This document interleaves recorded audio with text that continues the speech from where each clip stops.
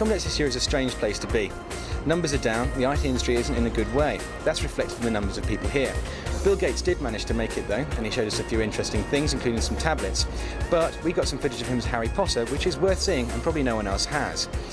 We talked to Intel about the mobile Pt1 processor, which is out next year, probably demoing at 1.6 gigahertz. We spoke to Ericsson about mobile phones, including a funky little one that if your children aren't clamouring for around Christmas, then they've gone insane. We spoke to Siemens about biometrics, which is a way you can get authorised or authenticated on devices according to your fingerprint. And for digital video enthusiasts, we see a new chip that could speed up processing like you wouldn't believe. But for now, on with the show, and you can see what's there. Well, this has been a challenging year.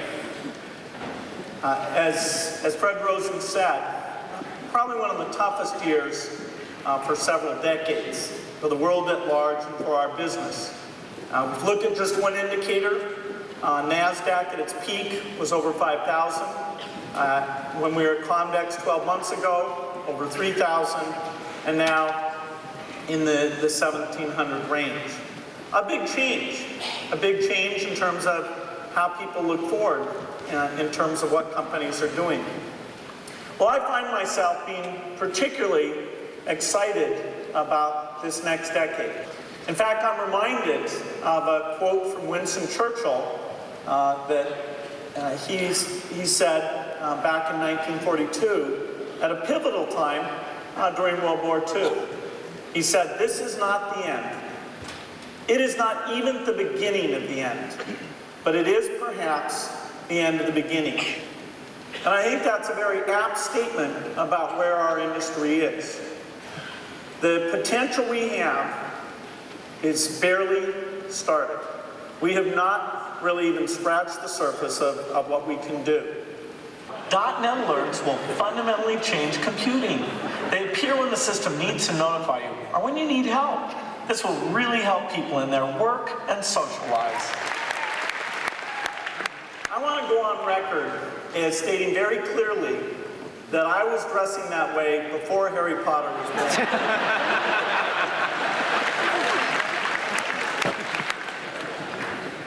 National Semiconductor's origami design prototype is perhaps the shape of things to come.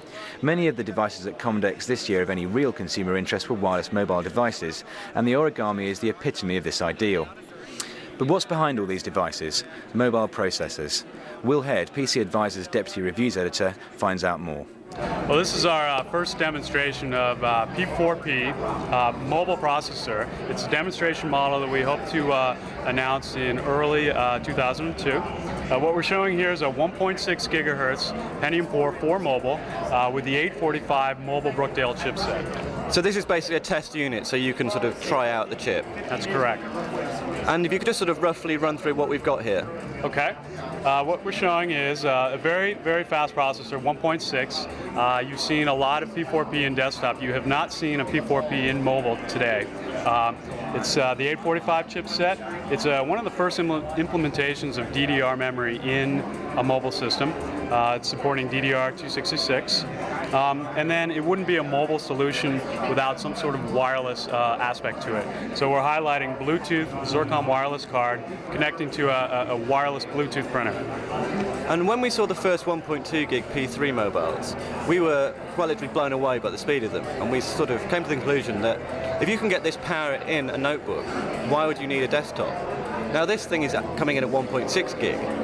What sort of person would demand that kind of power out of their mobile system, would you say?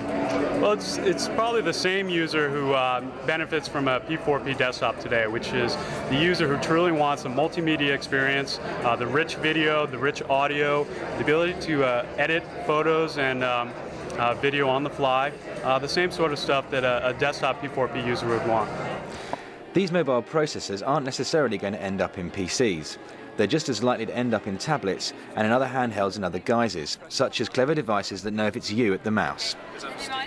we got a new mouse. It's the ID Mouse Professional. It's the second generation of ID Mouse, and we use it for common to make access to the computer as Windows access or screensaver shutdown. Yes, we had a lot of other applications made for this. For example, BioProtect, something plug in, so you can secure your Word data, your Access data, or the Excel data with your fingerprints, using your fingerprints. Okay.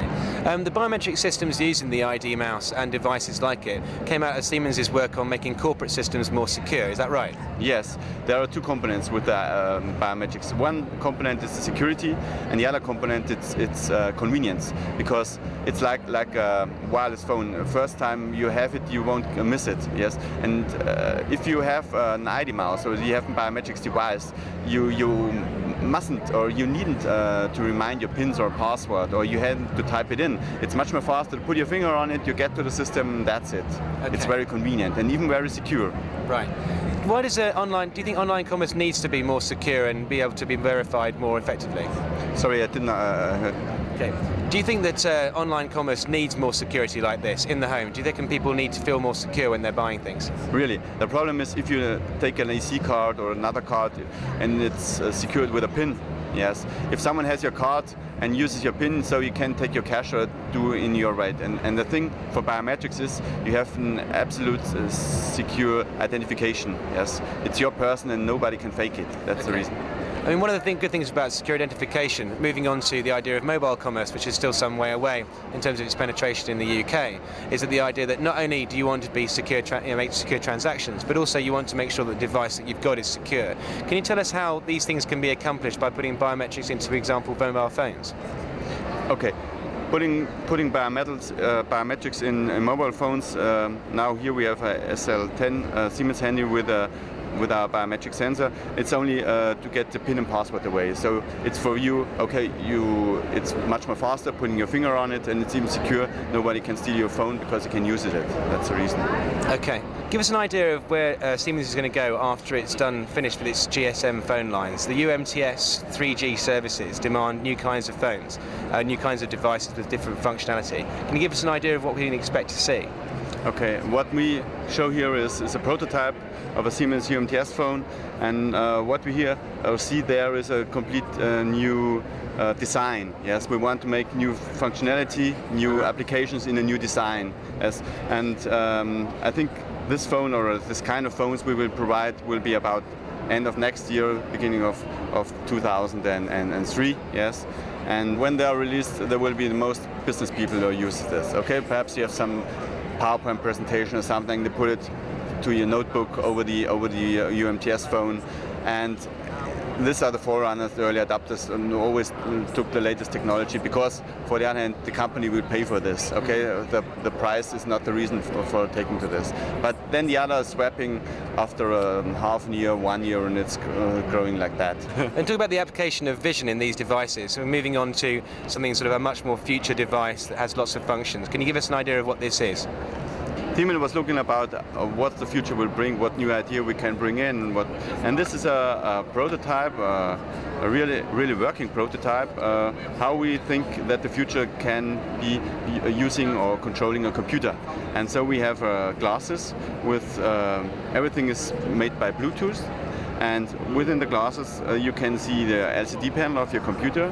Here in the end you have the voice or the sound of the computer, and then we have here integrated a mouse, a wireless mouse with a left and right mouse click, and here with a mouse ball, so you can control or your computer and make commands to it.